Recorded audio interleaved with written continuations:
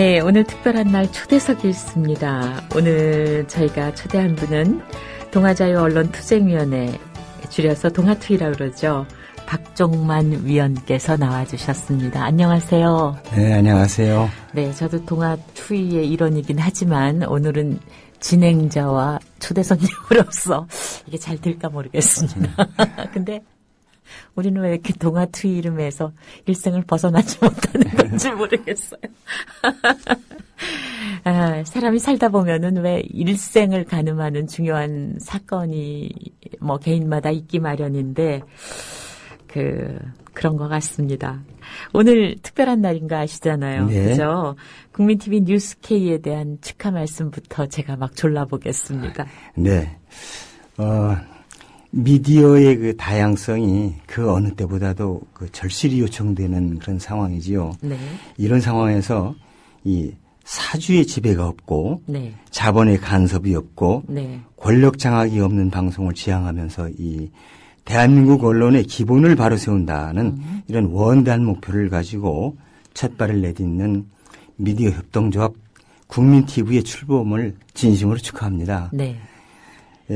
미디어의 다양성은 발행되는 신문의 숫자나 방송 채널이 많다고 해서 보장되는 것이 아니지요. 네.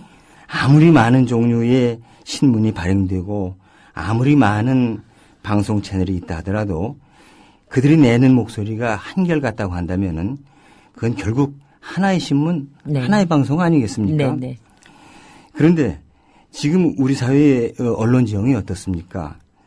이른바 조중동으로 대표되는 보수 언론들이 이 압도적인 비중을 차지하고 있지요. 네. 그리고 그네들은 참 서로 이름만 다를 뿐이지 매일같이 한 목소리 한 곡조의 노래를 불러대고 있지 않습니까? 네. 참 그들은 한결같이 진실 추구보다는 진영 논리에 매몰된 채 미디어를 정치적 영향력을 행사하는 도구로 전락시키고 있습니다. 네. 이상적으로 말한다면은 이 자유 언론의 궁극적인 목표는 시민들이 공중이 청취할 가치가 있는 모든 계층, 모든 사람들의 목소리를 청취할 수 있도록 한다는 데 있습니다. 네. 그러나 지금 우리 사회에서는 이 가진 자, 힘 있는 자의 목소리만 압도적으로 들릴 뿐이지 네. 가지지 못하고 힘없는 자들의 사람들의 목소리는 외면되고 있습니다. 네. 한 곡조의 노래를 불러대는 그런 거대 보수 언론들의 오만이 하늘을 찌르고 있기 때문이지요. 네. 이런 시점, 이런 상황에서 참 뜻있는 시민들이 함께하는 네. 미디어 협동조합 형태의 국민TV가 닻을 올리게 된 것은 정말 뜻있는 일이 아닐 수가 없습니다. 네. 지금 잠깐 조중동으로 대표되는 보수 언론의 현실에 대해서 이야기해 주셨는데요. 그 질문을 좀 깊이 들어가 보겠습니다. 현재 우리의 언론 상황, 그리고 거대 보수 언론의 행태, 아마 지금 방송 들으시는 조합원들, 처음에 제가 이 국민라디오에 와서 방송을 할 때 적응이 안 된 게 뭐였냐면, 사무국장님 나오셨습니다 했더니, 조합원이면서 노조, 직원들을 대표하는 노조의 성격을 띠고 있으면서 또한 또 직장의 운영을 맡고 있는 이게 그러니까 적응이 안 됐는데 이제 제가 만약 70년대 운동이 네. 언론 노동조합의 태동이었다면 예. 지금은 정말 더 깊이 더 성숙된 협동조합의 시대가 된 것 같아요. 네. 그래서 언론 상황과 지금 말씀이 조금 나왔지만 거대 보수 언론의 행태가 얼마나 해를 끼치고 있는가 네. 이 부분에 대해서 얘기를 해 주실까요? 지난 3월 17일 날 그러니까 그날이 1975년도에 동아일보사에서 자유언론 실천 운동을 하던 그 언론인 130명이 네. 130명이 이 박정희 정권과 동아일보사에 의해서 강제 해직된 날이었어요. 네. 39주년이 된 날인데요. 네. 이날 동아투위에서는 이런 성명서를 발표를 했습니다. 2014년 오늘날의 동아일보는 그 아우매체격인 채널 A와 더불어 네. 사회적 공기라기보다는 민족 공동체의 평화와 공존을 파괴하는 흉기라는 지탄을 받아야 할 것이다. 이런 얘기를 했습니다. 네. 이 성명서에서도 지적했듯이 지금 우리 언론, 이 몇몇 진보적인 매체들을 제외한 대다수 보수 언론들은 민족 공동체의 평화와 공존을 파괴하는 그런 흉기라는 지탄을 받을 만큼 괴물이 되어 있어요. 네. 사실 지금 우리 언론 어떤 점에서 보면은 과잉이라 할 정도의 자유를 누리고 있지요. 정치 권력으로부터의 자유라고 하는 측면에서도 그렇지만은 책임질 줄 모른다는 점에서 더욱 그렇습니다. 네. 아마 지금 조중동 같은 신문들은 이 한국의 언론 자유 지수가 이명박 정부에 이어서 박근혜 정부에 들어서도 계속해서 추락해가지고 2014년 현재 57위에 이르렀다고 하는 이 국경 없는 기자회의 발표에 대해서 네. 이의를 제기할지도 모릅니다. 그런데 문제는 그 자유라는 것이 자본, 다시 말해서 언론 기업의 소유자가 누리는 그런 변질된 자유일 뿐이지 기자들이나 시민들이 누려야 할 참다운 의미의 언론 자유는 아니라는 데 있습니다. 네. 그 결과 지금 한국의 거대 보수 언론들은 미디어를 이념의 도구로 네. 또 정치적 영향력을 행사하는 수단으로 이용을 하면서 언론 기업과 그들 진영의 그 이해 타산에만 관심을 집중하고 있습니다. 이렇게 언론이 자본에 예속되고 언론이 거대 언론사들에 의해서 조종되고 왜곡되는 현상이 지속되는 한 진정한 의미의 언론 자유는 참 형해화되고 또 민주주의는 후퇴할 수밖에 없는 것이지요. 네. 언론이 이 정도의 언론이냐 사이비 언론이냐 하는 것은 결코 그 진보냐 보수냐 하는 이념적 잣대나 진영 논리로 평가돼서는 안 될 겁니다. 네. 그 평가 기준은 무엇보다도 이 진실을 추구하느냐 아니냐 하는 것이 돼야 할 것입니다. 네.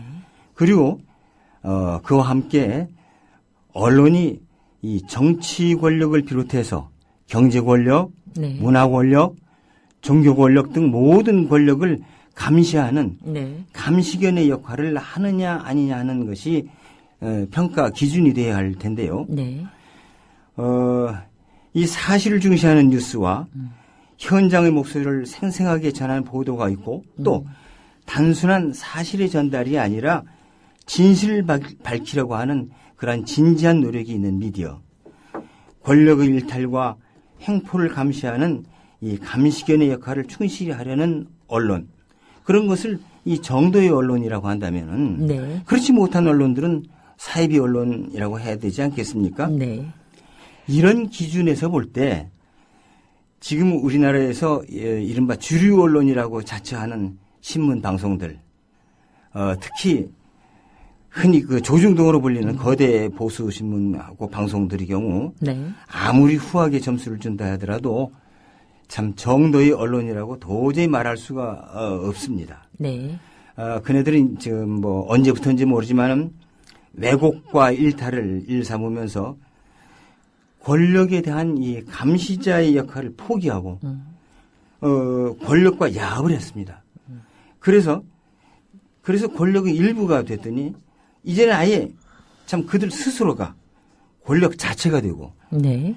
또 언제라도 자기들 입맛에 맞게 권력을 창출하거나 휩쓸어 버릴 수 있다고 하는 참 오만한 자세로 네. 국민 우위에 군림하려고 들고 있습니다. 네. 그건 뭐 참 언론의 가면을 쓴 권력 그 자체일 뿐이지 언론이 아니지요. 한마디로 얘기해서 사이비 언론이 지금 이 땅을 주름잡고 있는 네. 겁니다. 그 40년 전에 제 가슴을 설레게 했던 그 동화라는 이름이 어째서 지금 민족 발전을 저해하는 흉기라고 일컬어지게 됐는지 참 가슴 아프고 안타깝습니다. 저희 9층 TV 스튜디오 입구에 가면은 동화 뒤에 자유언론 선언문이 네. 액자로 걸려 있습니다. 네. 그 70년대 자유언론 실천 운동의 시작은 어떻게 된 거예요? 네. 참 40년 전 일인데요. 우리가 자유언론 실천 운동에 나설 수밖에 없었던 뭐 가장 큰 이유, 첫째 이유는 부끄러움이었습니다. 네. 진실을 보도하지 못하는 게 부끄러웠고, 네. 또 시비곡직을 제대로 가리지 못하는 게 부끄러웠고, 또 권력의 눈치를 봐가면서 알아서 기는 풍조, 네. 그게 네. 참 부끄러웠던 거죠. 네. 저도 우리 이 동료들도 우리 맹용순 아나운서께서 마찬가지지만은 우리 동아일보의 기자, 프로듀서, 아나운서들 모두 참 동아일보에 근무하는 게 자랑일 때가 있었습니다. 네. 네. 동아일보가 당시로서는 참 자타가 인정하던 대한민국 최고의 신문이었으니까요. 네. 그런데 그 입사하고 나서 얼마의 세월이 지나가면서 자랑스러움은 부끄러움으로 변해갔습니다. 네. 제가 동아일보사에 입사한 게 1967년 가을이었는데요. 네. 그리고 박정희 대통령이 이 삼성개헌을 했는데 삼성개헌 직후부터 경찰 기자로 사건 현장을 취재했어요. 이 무렵부터 이 대학생들이 시위 현장에 나가 보면은 네. 취재해봤자 나가지도 않을 걸 뭐 하라고 취재하느냐. 또 집에 가서 애나 봐라 하는 그런 야유에서부터 심지어 몇 사람 맞아 죽어야 정신 차린다고 하는 폭언까지 참 마구 쏟아져 나오기 시작을 했습니다. 그리고 1971년 봄에는 이해의 그 대통령 선거가 있던 해인데요. 동아일보사 앞에서 서울대학교 학생들이 시위를 벌였습니다. 그리고 네. 기자들을 향해서 이런 얘기를 했어요. 선배투사의 한서린 해골 위에 눌러 앉아서 대중을 우민화하고 오도하여 얻은 허울 좋은 대가로 안일과 축제를 일삼는 자들아. 사자의 우용은 어디 가고 도적 앞에 꼬리 흔드는 가죽거리 되었느냐. 뭐 이렇게 야유를 하면서 민중의 소리에 외면한 죄 무엇으로 갚을 테냐고 호되게 질타를 했습니다. 네. 맹자가 그랬죠. 수호지심은 의지단이라고 그랬던가요?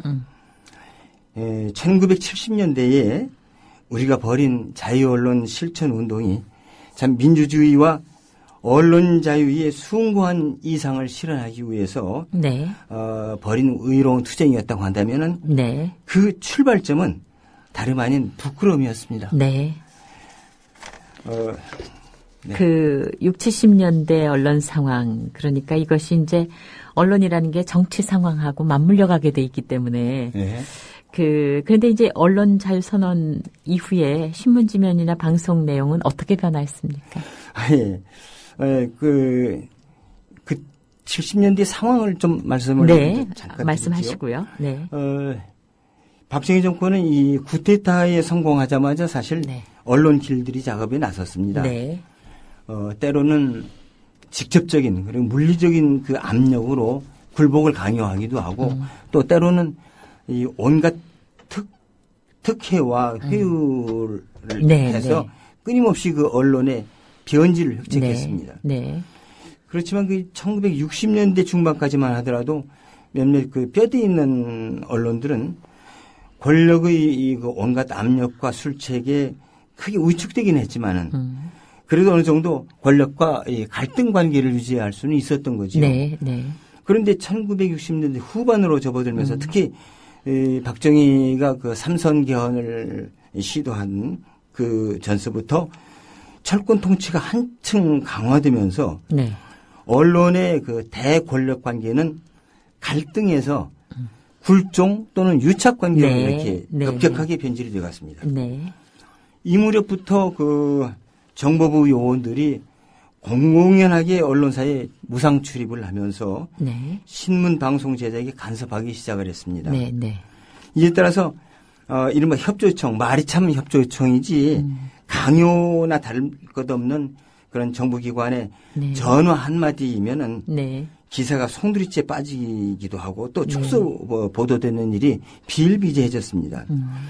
그런가 하면 때로는 기자나 편집간부들이 지레 겁을 먹고 참 자가검열을 해서 권력에 불편한 기사에 대해서는 아주 처음부터 아주 작게 취급을 하거나 아예 취재조차 꺼리는 네. 그런 그 무기력한 행태를 보이는 일이 적지 않았습니다. 네. 적지 않은 게 아니라 대부분이었습니다. 네. 그렇게 그 변질되어가는 지면을 보면서 또 방송을 들으면서 네. 아직 때가 덜 묻고 언론인으로서의 그 사명감과 자부심을 잃지 않으려고 노력하던 이 젊은 기자들은 심한 참 자괴감으로 괴로운 나날을 보낼 수밖에 없었어요. 네. 그래서 그 나온 것이 대통령 선거가 있던 해인 1971년 봄에 네. 발표된 동아일보 기자들의 제1차 언론자유 수호 선언이었습니다. 네.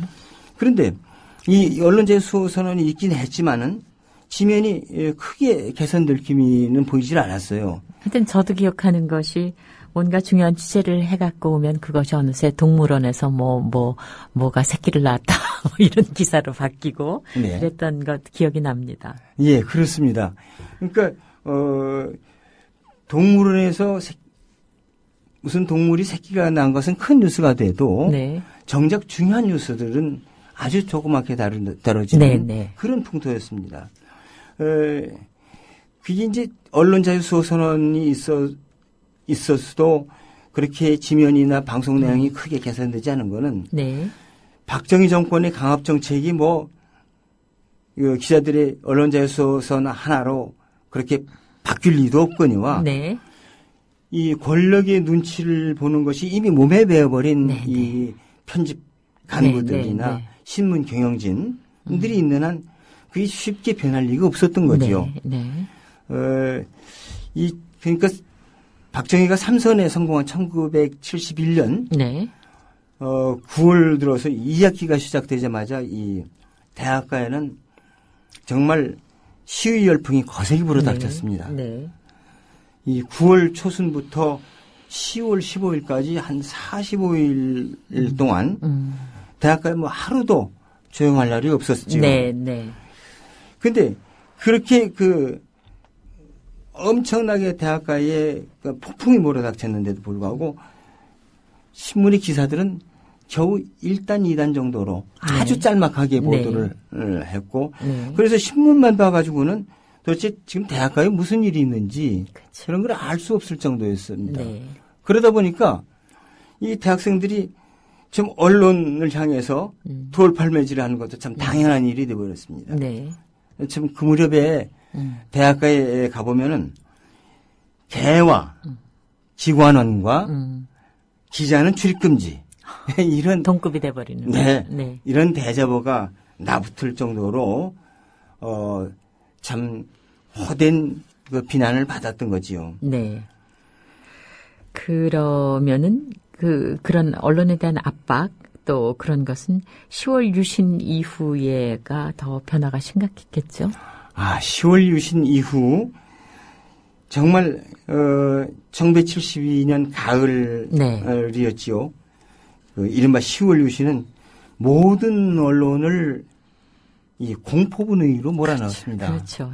아니 지금으로서는 상상도 못할 상상할 정도였죠. 수가 없습니다. 네. 언론뿐 아니라 나라 전체가 그렇죠. 참 숨소리조차 제대로 낼 수가 없었던 그런 상황이었지요. 아마 지금 말씀하셨지만 당시 상황을 우리가 아무리 실감나게 이야기를 하더라도 지금 젊은 언론인들 마찬가지일 텐데. 그때는 공포 분위기였죠. 네. 그저 공포 분위기였죠. 네. 나라 전체가 큰 감옥이었습니다. 네.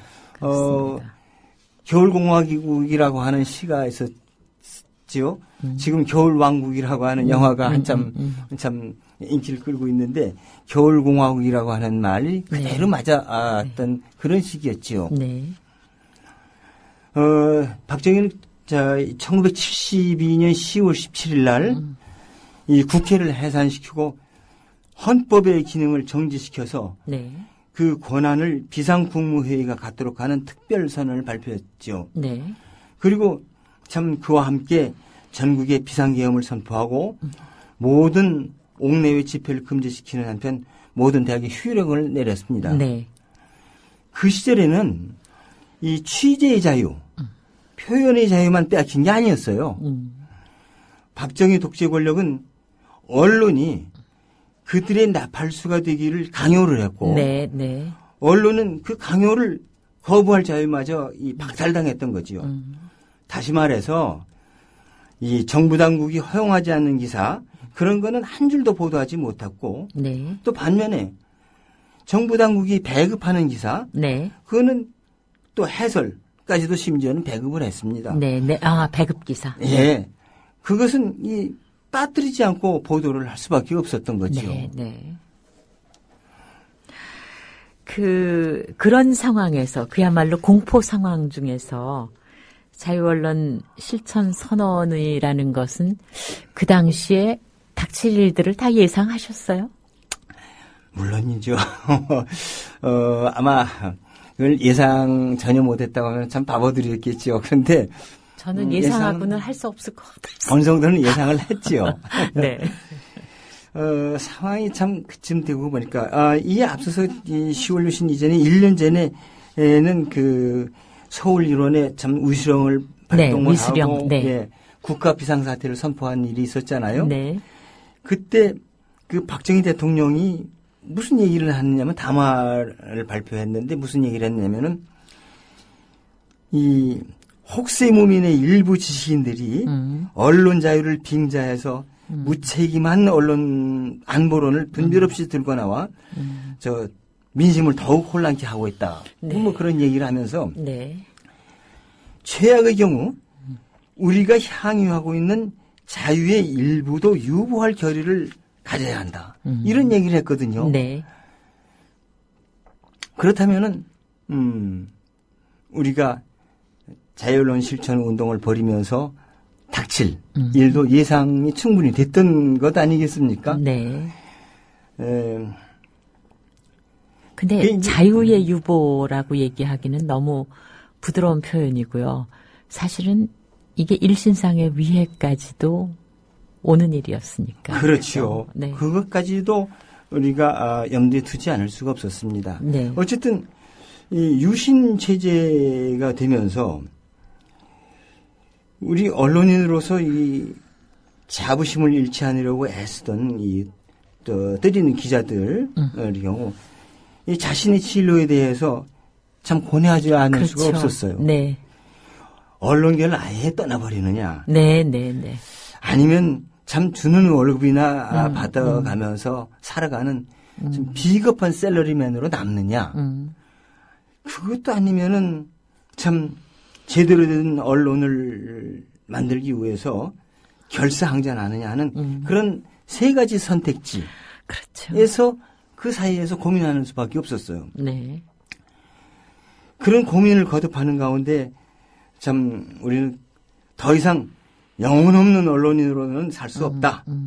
그런 생각을 하게 됐고 네. 그렇게 그렇게 젊은 언론인들 사이에서 이심전심으로 뜻이 모아졌지요. 네. 그래서 1973년 가을에 또다시 그 2차, 3차 네. 언론 자유 선언을 하게 됐고 네. 또 1974년 봄에는 언론계 최초의 네.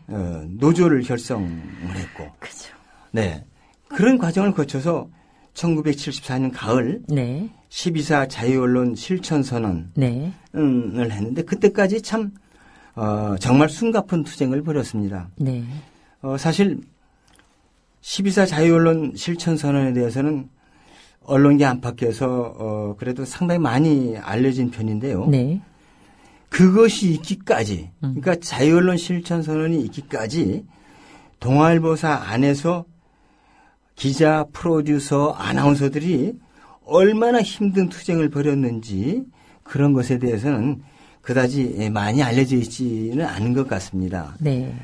12사 선언과 그 이후에 그 전개된 기자들의 또 프로듀서 또 아나운서들의 일사불란한 투쟁 그거는 참 아무 사전 준비도 없이 네. 어느 날 갑작스럽게 그렇게 시작된 게 결코 아닙니다. 네, 네, 네. 거의 참 매일같이 네. 뜻맞는 동료들끼리 어울려서 울분을 토로하고 또 투쟁 방향을 의논하고 네. 또 때로는 아주 일단짜리 기사 한 꼭지를 살리기 위해서 네. 철야 농성을 되풀이하고 네. 그렇게 한 2, 3년의 준비 단계를 거쳤던 거지요. 네. 그리고 그건 서로에 대한 신뢰가 바탕이 된 거고요. 네. 그렇죠? 그리고 무엇보다도 참 좋은 동지들이 많았습니다. 네. 지금 파트러쇼라는 분이 올려주신 사진입니다. 옛날 생각나시라고. 아, 예, 그렇습니다. 75년 단식 중인 동아일보 기자인데, 예. 지금 성유보 위원, 정현주 위원, 그리고. 제 얼굴이 보이는데. 네, 네. 지금 이분이. 아주 젊어서 지금보다 그렇게 하면 안 돼. 훨씬 미남이라고 얘기하는데. 감사합니다. 정말 세월의 흔적이, 그죠? 네. 여기 저 뒤에 국흥주 위원, 그죠? 네. 정말 참, 이 가운데 세상 떠나시는 분들도 계시고, 그죠? 네, 세상 떠난 분이 18분이나 됩니다. 네, 네. 그래요. 그런데, 이제 여기에서, 이제 언론사에 큰 획을 긋는 사건들이 이제 마구 터지기 시작하는데, 여기에서 그 광고 탄압이라는 초유의 사태가 발생하죠. 네, 그렇죠. 이 12사 자유언론 실천선언이 그 이전에 있었던 지금 방금 말씀드린 대로 언론 자유 수호 선언이 3차례에 걸쳐서 네. 있었습니다만은 네. 그런 선언들하고 좀 다른 게 있습니다. 네. 그 다른 점이라는 거는 이제는 선언이 선언으로 그치지 않고 네. 실천에 옮겨지도록 필사적인 노력을 하자 하는 네. 것이었습니다. 네. 그런 노력을 또 기울였고요. 네. 12사 선언 이후에도 한동안 그 지면이나 방송 내용의 변화가 거의 일어나질 않았습니다. 네. 네. 왜냐면 편집 과정, 데스크 필터링을 거치니까. 그렇죠. 네. 당시 그 우리나라의 모든 신문 방송은 그 정부의 가이드라인을 벗어나서 제작할 수가 없었어요. 네.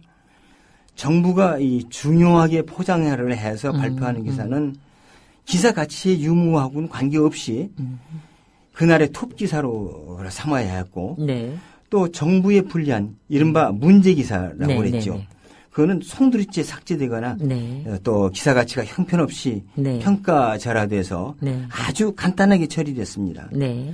심지어 어떤 기사는 취재 기자가 송고하기도 전에 정보부 등에서 먼저 그 어떤 크기로 어떻게 다루라 하고 그 지시를 거의 뭐 하는 일. 편집을 하고 앉아 있네요. 예, 네. 그런 일까지 있었습니다. 다시 말해서 우리나라의 그 모든 신문 방송들이 겉으로는 각기 그 독립된 언론기관이었지만은 네. 정부라고 하는 하나의 사령탑에 의해서 네, 네, 움직이는 네. 그런 하부기관과 같았다고 네. 할까요? 네. 그래도 과언이 아닙니다. 네. 이러한 현실을 바로잡기 위해서는 이 참 강렬한 아주 격렬한 내부투쟁, 네. 비상한 노력이 필요했던 거지요. 네. 그런 격렬한 내부투쟁을 거치면서 이 동아일보와 동아방송의 내용이 점차 신문다운 신문, 방송다운 방송으로 변해갔지요. 네. 그러니까 박정희 정권이 참 다급해졌어요. 이 도도한 자유언론의 물결을 되돌려 놓아야 되겠다. 어떻게 하느냐. 그래서 세계 언론사상 유례를 찾아보기 힘든 네. 없죠. 네. 그런 전대미문의 광고 탄압을 자행하게 된 거지요. 이럴 줄 알았으면 아마 훈일을 생각했으면 자기네들도 안 했을 거예요. 그렇죠? 그렇지요. 너무나 엄청난 일이었기 네, 때문에. 너무 엄청난 일을 벌였던 거죠. 네. 참 광고 탄압 당시에 동아일보 지면을 장식했던 그 수많은 격려 광고, 그 민의의 함성을 생각하면은 지금 40년 세월이 흘렀습니다만은 지금도 네. 참 가슴 뿌듯하고 네. 눈물이 날 만큼 참 감격스럽습니다. 네. 광고 탄압이 있은 이후에도 4년가량이 더 지나서야 박정희 독재 정권이 무너졌습니다만 사실 우리는 그때 이 동아일보 지면을 통해서 전해진 이 민의의 함성을 들으면서 네. 참 유신 독재의 종말이 매우 가까워졌음을 참 예견할 수가 있었죠. 그때부터 시민운동이라 하면 이제 자신을 표현할 수 있었던 시작이 아닌가 하는 생각도 들어요. 예. 네, 광고, 그 정말 조그만 광고를 내 돈으로 사면서 그 동아일보의 자유언론을 위해서 동참한다는 그 의식이 시민운동에 굉장히 강렬한 힘이었던 것 같습니다. 그런데도 불구하고 이제 해지기 시작되잖아요. 네. 네. 그렇죠. 결국 동아일보가 못 견딘 거죠. 동아일보가 못 견디었고, 네. 권력과 야합을 했죠. 네. 그래서 심지어 방송도 그때 동아방송 청취율이 굉장히 높았습니다. 그렇죠. 1위를 달리고 있었는데 하루 들어가면은 그 많던 광고가 절반으로 줄고 또 그 다음날 들어가면은 또 몇 개가 또 떨어지고 그때 어떤 그 암울한 느낌도 있었고 정말 이게 끝이 어디일까 이런 생각도 들었고 그러니까 이 상업화된 그런 환경 속에서 말하자면 생사여타를 쥐었다는 그런 오만함 그런 거죠? 예, 참 암울한 세대였는데 네, 네. 그런데 우리가 자유언론 실천 선언을 하고부터 네. 광고 탄압 있었고 그리고 우리가 강제 해직될 때까지 네. 한 4개월 남짓 한 5개월이 채 못 되는 기간인데 네. 정말 그 기간은 우리들 기억 속에서 사라질 수 없는 네. 그런 기간이고 네. 어찌 보면 지금 이렇게 보면은 네. 암울하기도 하면서도 네. 네. 정말 흥분했던 그 자체가 매일매일이 감격스럽던. 그러셨어요. 네, 저는 때였던 이제 것 같아요. 박정환 선배님께서는 이제 그 주축을 이뤘고 저는 그때 이제 제일 끝 기수였기 때문에 저는 정말 엄청나게 무서웠어요. 이제 와서 이제 이렇게 흐르는 시간을 보면서 이제 와서 그때 내가 그 반대편에 서지 않기를 잘했다. 이런 느낌은 있지만 사실은 이렇게 영광되게 얘기하기는 그 당시의 상황은 너무나도 공포였고 너무나도 극심한 그런 어떤 그 외상적인 예. 그래서 지금 언론의 영광을 언론 투쟁의 영광을 얘기하면서 저는 우리가 느꼈던 그 공포를 과연 사람들이 이해할 수 있을까 공감할 수 있을까 그런 어떤 그 사실은 초조함 그런 네. 것도 있었어요. 예. 정말 신나게 행진곡을 들으면서 나아갔던 길만은 아니었거든요. 그렇지요. 그렇지요. 그게 참 하루에도 네. 몇 번씩 아주 감격 그리고 그때는 하다가도 이미 가장이었던 분들이 많으셨잖아요. 물론이죠. 저도 결혼한 지 4년 되던 때였고 네. 이미 그 아이가 하나 있었고 그랬습니다. 네. 제가 동아일보에서 쫓겨나온 것이 33살 때 일이었어요. 네. 한창 일을 할 나이였어요. 네. 근데 참 그때는 어떻게 생각하면은 지금 생각하면은 그렇게 영리하지 못했던 걸까요? 그렇죠. 영리했으면은 어떻게든지 그 자리에서 살아남으려고 정말 애를 썼겠죠. 네. 그런데 정말 우리 매번 하는 얘기 시간이죠. 근데 이 시대에 우리가 그 길을 겪은 사람으로서 지금 현재를 볼 때 과연 우리 동아TV의 활동을 비춰가면서 국민TV는 어떠한 역할을 해야 할까? 기왕이 말이 나왔으니까 우리 네. 1975년에 이제 쫓겨나온 이후의 얘기를 잠깐만 네. 드리고 네.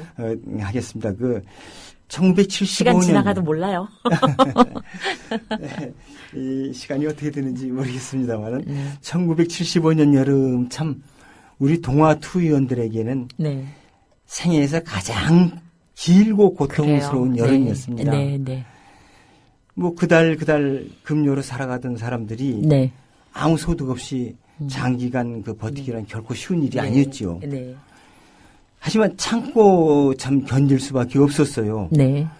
뭐 어디서 우리를 맞아주는 그런 직장이 있는 것도 아니었지요. 네. 또 그렇다고 해서 성급하게 일자리를 구하려고 하지도 않았어요. 왜냐하면 해야 할 일이 남아 있으니까. 네. 그죠. 또 그렇게 할 형편도 못 됐고요. 네.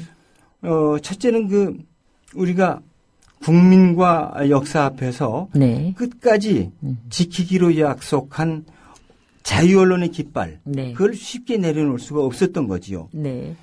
또 둘째는 이 당국의 그 회방 때문에 네. 우리가 일자리를 찾는 게 그렇게 뭐 쉬운 게 아니라 거의 불가능에 가까웠습니다. 그렇죠. 그 당시로서는. 네. 또 그뿐만 아니라 그 무렵에 우리는 뭐 항시 수사기관의 감시를 받고 외국 여행도 할 수가 없는 일종의 공민권 제한 대상자로 살 수밖에 없었습니다. 네. 우리 아나운서분 중에 여성 아나운서 결혼했는데도 저기 그 해에 미국에 결혼해가지고 있는 그 남편에게로 갈 수 없는 갈 수가 상황이 없어서 몇 년 계속됐죠. 네. 네. 얼마나 참 안달을 했습니까? 네. 그런 형편이었으니까요. 저 이사할 때마다 제가 담당자라고 찾아왔었어요. 네, 담당이 그런 있었죠. 사람도 있었어요. 네. 우리를 담당하는 나중에는 정다워지기까지 하더라고요. 우리가 담당하는 우리를 담당하는 네. 기관이 담당자가 있었죠. 6군데 정도가 네. 있었습니다. 네. 정보부를 비롯해서 관할경찰서도 치안보험부 있었고. 무슨 네. 지금은 경찰청입니다만 네. 뭐 하여튼 일선 경찰서 파출소까지 네. 네. 6군데 정도가 있었습니다. 그러니까 참 지금 생각하면은 참 네. 어떻게 그 세월을 견뎠는가 그런 생각이 들어요. 네, 정말 제가 저 과장에서 얘기하면 너 다시 할래? 아우 저는 못하겠어. 근데 그 성유보 위원 네. 부인께서 언제 그러시더라고요. 난 또 할란다. 그러시더라고요. 그래서 정말 참 대단하시다 그런 생각했습니다. 네, 저 역시 지금 이렇게 가만히 생각을 해봅니다. 다시 그때로 돌아가서 어떻게 할래 하면 또 하실 거예요? 또 할 수밖에 없을 것 같아요. 아니, 할 수밖에 없는 그 네. 상황. 네. 네, 또 할 수밖에 없을 것 같아요. 네. 예. 그래서 이제 그 시간이 어느 정도나 네. 지금 한 남았는지요. 4분 남았습니다. 예. 동아투이는 75년 3월에 강제로 쫓겨나온 이후에 한 6개월 동안 신문사 앞에서 도열해서 시위를 하지 않았습니까? 네, 그때 무려 16차례나 경찰서로부터 그 경고장을 네, 받고 네. 그런데도 불구하고 네. 6개월 동안 네.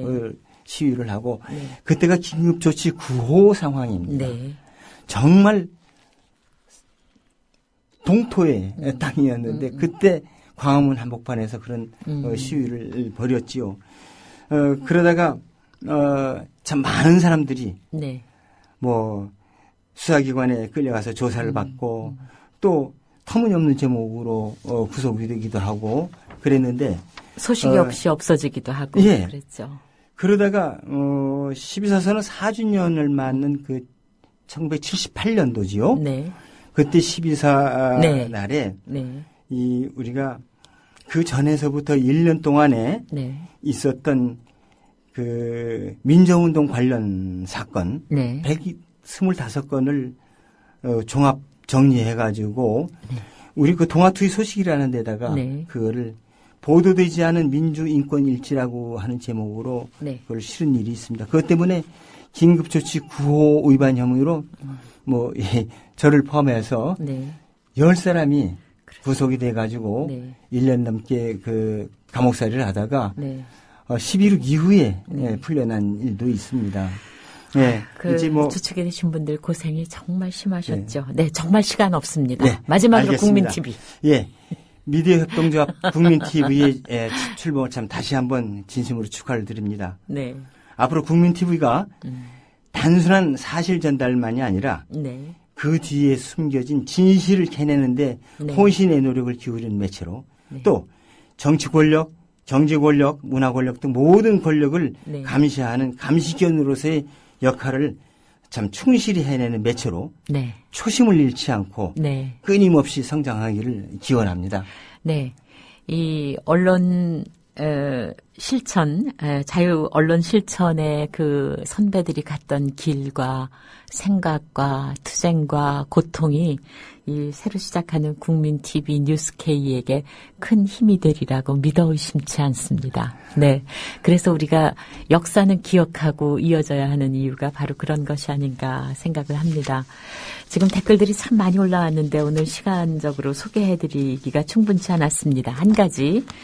엉겅키 사랑님께서 아주 정성껏 수놓으신 수건을 이벤트로 이 시간 게시판에 마지막 댓글을 올려주시는 분께 드릴 것이라고 합니다. 그러니까 11시 땡까지 마지막을 장식하시는 분께 선물을 지난번에 피러제이님께서는 100번째라고 걸어주셨는데 이번에는 마지막입니다. 그래서 어떤 분이 이 아주 멋진 손수건을 갖게 되실지 내일 발표해드리겠어요.